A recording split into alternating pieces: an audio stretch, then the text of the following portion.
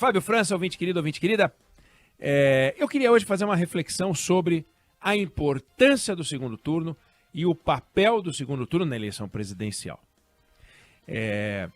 O que é a marca desse segundo turno e o que a gente pode dizer que o segundo turno eliminou? O segundo turno eliminou o direito dos candidatos a presidente chegarem ao cargo ou se manterem no cargo com uma carta branca. O segundo turno exige que os candidatos peguem essa carta branca e escrevam nessa carta branca os seus compromissos com o país. Lula passou a campanha denunciando fragilidades de Bolsonaro. Bolsonaro passou a campanha denunciando fragilidades de Lula. Mas Lula não explicou as fragilidades que Bolsonaro apontou nele. E Bolsonaro não explicou as fragilidades que Lula apontou nele. Queriam uma carta branca. Queriam que a gente confirmasse um ou colocasse o outro, sem que um e outro dessem as explicações necessárias e assinassem um compromisso para suprir as suas fragilidades. Nada disseram sobre isso. O que Bolsonaro disse sobre compromisso com a democracia, com as urnas, com respeito aos poderes? Nada. Só dizia: eu respeitarei eleições limpas. Não, as eleições são limpas, foram limpas. Então, eu respeitarei o resultado das urnas. Ponto final, não tem desde que as eleições sejam limpas, eu respeitarei o resultado das urnas numa eleição limpa, não tem nada disso. Bolsonaro foi eleito em 2018 com carta branca. Compreensível, compreensível. Ele foi retirado do debate por um atentado. E aquilo, não vamos dizer que foi bom para ele, pelo amor de Deus, né? Só um lunático pode achar que alguém quer levar uma facada e quase morrer. Está pagando preço até hoje. Quantas e quantas internações aquela facada rendeu? Ele correu o risco de morrer. Real. Real. Então, não venha ninguém dizer, ele foi salvo pela facada. Não foi salvo pela facada, ele quase morreu pela facada, foi salvo. Agora, a carta branca estava lá. Por quê? Em função da facada, tudo que ele fez foi dizer, eu tenho um posto de Ipiranga, tal. Mas ele dizia, por exemplo, não vou privatizar a Eletrobras. Para quê? Para entregar para os chineses? Ele dizia isso. E ele privatizou a Eletrobras. Mas ele não dizia que não iria privatizar. Então, compromisso, compromisso, compromisso. Lula, o que Lula disse sobre imposto sindical, sobre a reforma trabalhista que foi aprovada, grande feito no governo Temer. O que ele disse sobre isso? Nada, não disse nada.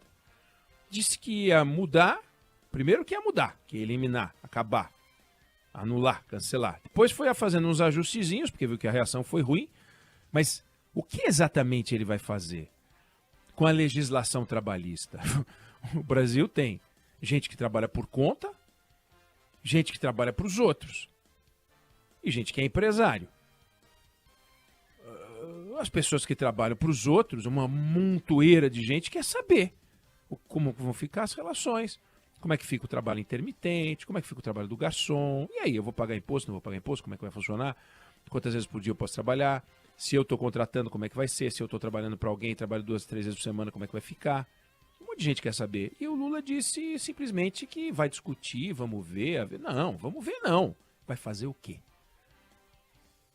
Regulação da mídia. O que é a regulação da mídia? Não, veja bem. Não tem veja bem, tem que falar. Vai fazer o quê na educação, vai fazer o quê na saúde, vai fazer o quê na Previdência? Porque daqui a pouco a gente vai ter que fazer outra reforma da Previdência. Isso vale para os dois. O quê? Qual foi a última grande transformação da educação no Brasil? Governo Temer de novo, reforma do ensino médio. O que nós vamos fazer com essa estrondosa quantidade de faculdades por aí, formando pessoas à distância, como uma fábrica de gente que se forma e as provas do último ano da faculdade mostram que não sabem muita coisa? Vai ficar assim? e nós vamos ficar produzindo universitários que não universitam, que não sabem? Tá certo isso? Maior quantidade de faculdades de direito do mundo. O Brasil tem mais faculdades de direito que todo o resto do mundo junto somado. Faculdade de medicina, uma montoeira. Temos 25% dos dentistas do planeta Terra. Pedagogia, tem um monte de gente se formando em pedagogia. Ensino à distância, 75% dos que se formam em pedagogia. E aí? E nós estamos com isso produzindo um Brasil melhor, com mais educação. O que o Lula tem a dizer sobre isso? O que o Bolsonaro tem a dizer sobre isso? Não disseram nada. Primeiro turno, um vazio. É a carta branca. Votem em mim porque o outro vai levar o Brasil para a Argentina e para a Venezuela. Votem em mim porque o outro vai dar um golpe de Estado porque é um fascista genocida. Assim? Porque foi isso, né? Foi isso. As perguntas de um para outro, no debate, pegadinha para ver se pode fazer um discurso para destruir o outro. Nos Estados Unidos, eles fazem os debates por tema. Então vamos lá, comércio exterior. Como cada um vai cuidar do comércio exterior? Os dois fizeram um trabalho no comércio exterior. Os dois têm boas coisas para falar de comércio exterior. Mas eu quero saber o seguinte, como é que vai ficar nossas relações com os Estados Unidos?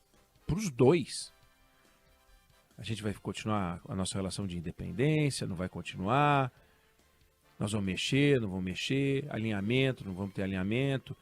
O Bolsonaro começou o governo, cometeu erros graves nessa área. Como é que vai ficar a nossa política ambiental? O que nós vamos fazer lá fora para mostrar o que a gente efetivamente faz aqui dentro? Como é que o agronegócio vai ser tratado? E a infraestrutura? Eles não falaram nada.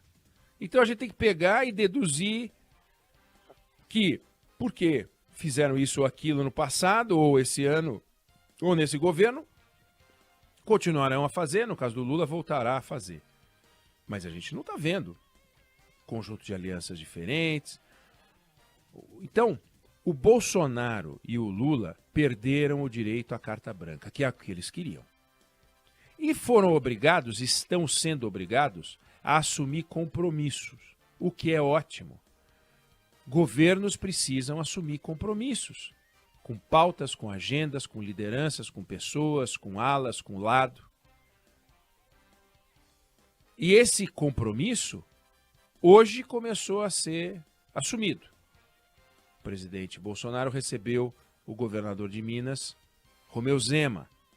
Já conversou com o Cláudio Castro, conversou com o Ronaldo Caiado, de Goiás, Cláudio Castro do Rio de Janeiro. E está tentando construir um arco de alianças políticas para poder buscar a diferença de votos que ele tem que tirar em relação ao Lula. Teve 43, precisa chegar a 50 mais um dos válidos. Lula está atrás da Simone, está atrás do PDT, está atrás também do candidato do PDT. Vamos ver o que sai daí. Mas vem cá, Lula vai marchar para o centro? Ou nós vamos vê-lo ao lado de PCdoB, PV, PCO, sei lá eu quantos P, não sei das quantas tem aí. Ou nós vamos vê-lo ao lado de economistas equilibrados. O Henrique Meirelles declarou apoio a ele ainda no primeiro turno. Mas no segundo turno, ele vai ampliar o arco de aliança para ficar claro o que ele vai fazer na economia? Ou podemos tomar um susto, de repente vai entrar sei lá eu quem lá da economia, ele não falou? Nisso o Bolsonaro até tem vantagem, porque a gente sabe que é o Paulo Guedes, ou alguém que pensa como ele, mas também a gente precisa ouvir, vai ser o Paulo Guedes? Vai ser alguém que pensa como ele?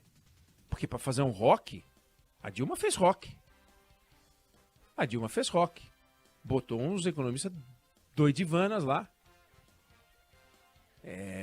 A gente precisa saber. A gente tem o direito de saber.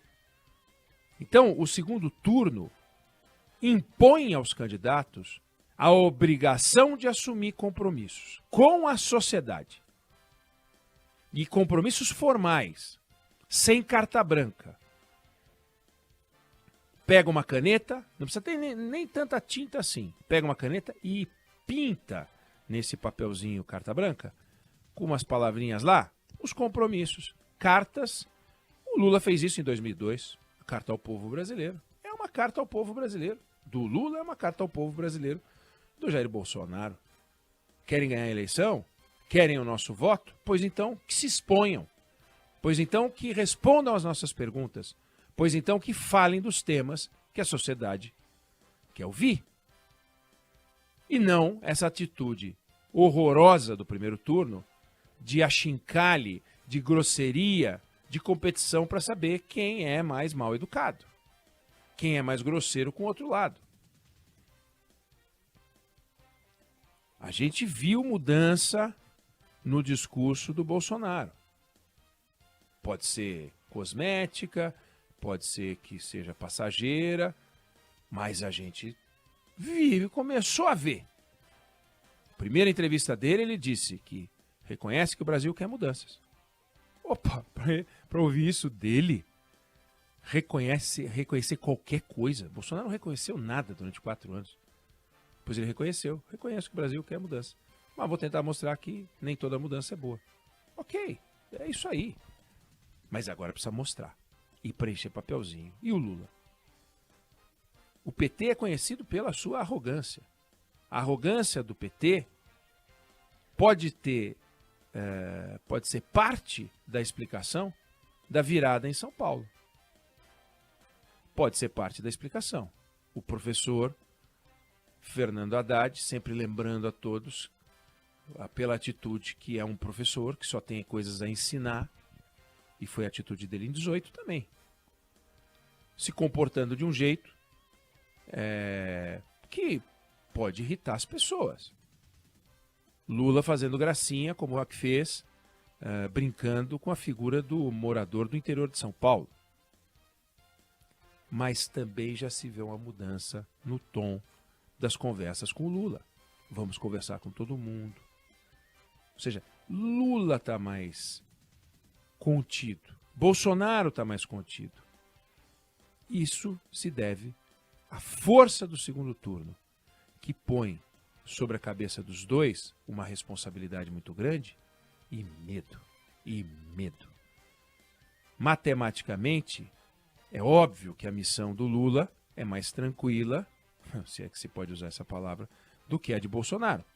Claro, ele precisa de 1,5 milhão, 2 milhões de votos, o outro precisa de 7, 8, sei lá. Então, matematicamente, o Lula tem que andar 1 quilômetro, tem que andar 6. E no mesmo tempo, eles têm um mês para andar 1 quilômetro, tem um mês para andar 6. É complicado. É melhor. Pergunta ao Bolsonaro, qual dos dois você preferia ser? Ele, eu prefiro ter 48,5, 4, do que ter 43. Claro. Mas Bolsonaro tem armas que Lula não tem. Lula tem o gogó e um pedaço de papel em branco que ele pode encher. E tem que encher. E tem que fazer a carta ao povo de tudo que é lugar. Brasileiro, húngaro, tibetano, todo que é lugar. O Bolsonaro tem armas. O Bolsonaro antecipou o pagamento do Auxílio Brasil. Bolsonaro tem mais um mês de economia rodando, numa fase em que a economia está melhorando, o desemprego está caindo, tivemos deflação, a inflação está diminuindo. Será tempo suficiente? Nós não sabemos, não sabemos. Mas ele também está correndo nas alianças. Então, dos dois lados, para onde você quiser olhar, você vê mudança e vê compromisso. E vê um novo personagem, e vê uma nova candidatura. Então, a eleição é outra eleição, não é outra eleição, não vou entrar nesse mérito. Mas é outro candidato. É outro candidato. Os dois candidatos baixaram a bola, estão menos arrogantes, mais conversadores e perceberam que tem que assinar compromisso. E eles vão assinar compromissos. E se eles estão assinando compromissos, na hora de votar, a gente vai votar num candidato que não está com uma cartinha branca com o direito de fazer o que quer.